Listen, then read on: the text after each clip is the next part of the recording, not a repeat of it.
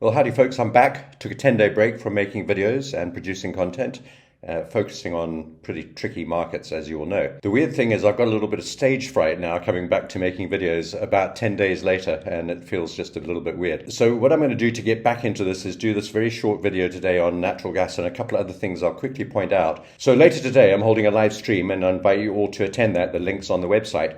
Now I'm going to go through a few things here. Let's start with natural gas and then we'll carry on. First of all, you'll notice these two charts at the top here. The one on the left is my broker's chart. You'll see that this price has moved up into the 1.8s and it's rolled over into the new contract. The one on the right is the NYMEX Henry Hub price, and you can see that has not rolled over. The current price is at 1.68. So we've got a 14-cent difference between the contracts. Here's the NYMEX day chart. You'll see the rollovers on the 26th of March. That's Tuesday coming up. That has not yet rolled over, but we're holding above support, and it's really important to know that we're holding above this triple bottom. It's actually a quadruple bottom now at 1.65 on the day chart on Henry Hub. If you look at this on the 1-minute chart, you'll notice this was an instantaneous move from the 1.6s to the 1.8s. As a result, I got rolled out at about 1.71, and I rolled myself back in at about 1.81, having lost that 10 cents on the rollover. So be it. That's the nature of natural gas. But I still think this looks quite good. We're holding above all of these moving averages now on the 4-hour chart. Bearing in mind this is a new contract, so these charts are slightly nonsensical until next week. But we are above the 100, the 200, the 20, and the 50 on the 4-hour chart, which is good news. We broke out of that channel. Here's the triple bottom on the 4-hour chart, followed by another bottom, making it a quadruple bottom before this move up. Let me just remind you what this looks like on the day chart. And there you can see the triple bottom on the Henry Hub day chart, followed by another dip down to not quite that level, but almost. Another spike low on the day chart. Let's zoom in a little bit more. We're forming a one down, one up on the day chart. And if you've been following me for any period of time, you'll know that this is one of my very favorite chart patterns. Let's zoom into the 4-hour on this one. And there you can see a similar sort of thing. There's one bottom, two bottoms, three bottoms, and then another one. Actually, if you wanted to get a little bit finicky and move this into the 1-hour chart, you could say this is 1, 2, 3, 4, 5, 6 bottoms. But I think that's extrapolating technicals a little bit too far, and there's no such thing as a 6-bottomed chart, really, until today. So that's where we are on natural gas. I'm trading the May contract now and holding up quite nicely. I'm very pleased with that. We've had about 5 candles in a row, no problem at all. On the day chart on Henry Hub, similar sort of thing, but remember we're still looking at the April contract and not the May contract. Now the tricky thing is, depending on your broker, whether you're trading a continuous price or you're trading futures or a CFD, and when your broker rolls over, how they treat the rollover, how they charge you, whether they only roll you out automatically and you've got to roll yourself back in, or whether they roll you out and in automatically, I don't know. Depends on your broker. You'll have to check how that works.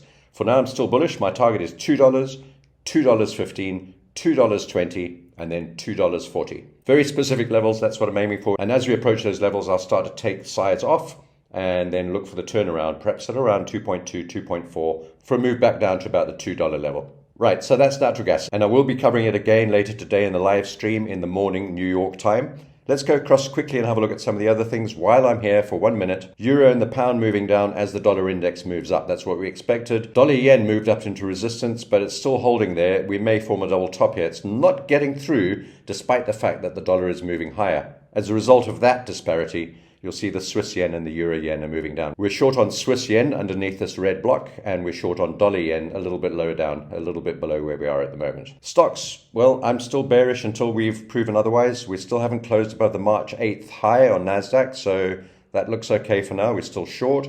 And then S&P, we went short yesterday at the rising wedge top. Again, I'll cover some of this in the live stream. At the same time, we're short Nvidia, we're long on Apple, long on Tesla, nothing on AMD.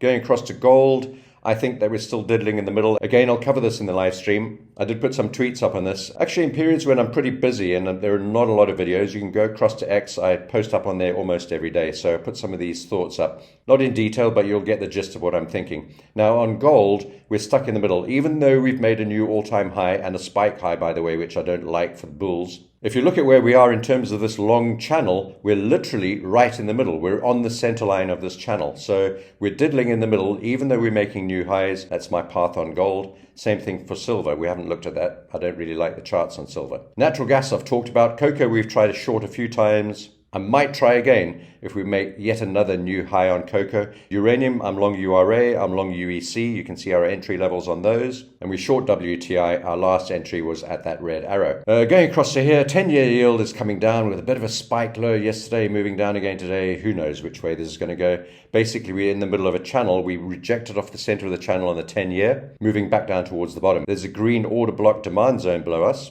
and we've got all these moving averages forming support. With the shenanigans going on with inflation and US interest rates and the Swiss National Bank cutting interest rates yesterday, all sorts of things can go on in the bond market. And also with the Bank of Japan raising their interest rates to 0%. I have no trades on Ethereum, ETH, but we're at the top of the channel, potentially a move back down to the bottom of the channel. Same thing with Bitcoin, by the way. I don't know if we're going to hold this channel. I suspect we may need a further flush down to about 50K. But for now, I've got some small longs. If it goes my direction, I'll make some good money. If it doesn't, they're still small I can add on the way down. I'm also planning to add to Bitcoin on the way up. And if we break above the recent all-time high at 74,000, I'll be looking to add to my long position. Well, I hope you found that useful. If you haven't subscribed to the channel, you can do that now by clicking on the subscribe button. Make sure to press the bell. And if you haven't joined the channel, you can do so as well. There's a join button. It's $1 a month. And I'll look forward to seeing you in the live stream a little bit later on. I think it's 9 a.m. New York time, but the link's on my channel right now. You can go and click on it. Make sure you follow, and I'll see you in the live stream. Take care.